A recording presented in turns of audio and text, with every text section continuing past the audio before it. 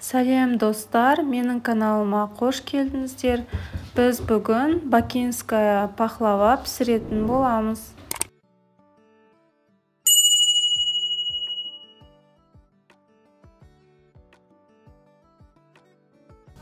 Енді бұл жерде барлық сұйық заттарды араластырамыз.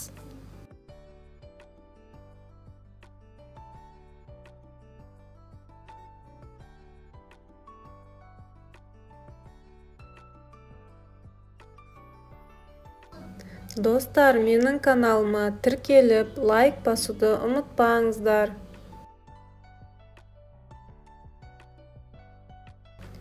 Мен ұнды осылай екіге бөліп салдым.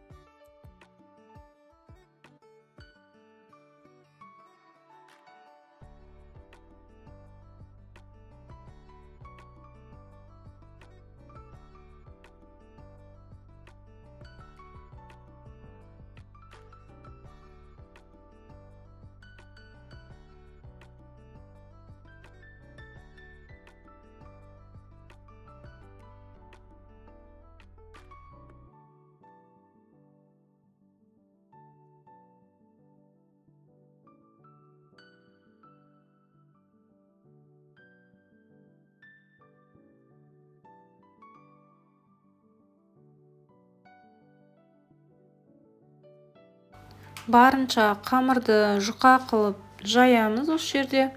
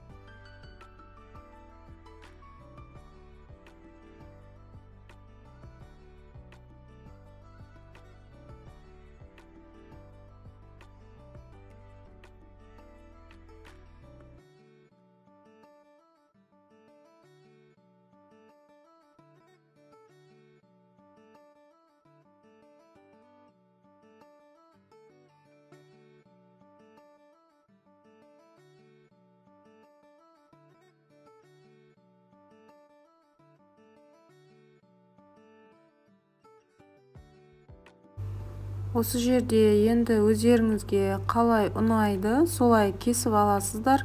Одан кейін жұмыртқаның сарысын жағып шығамыз.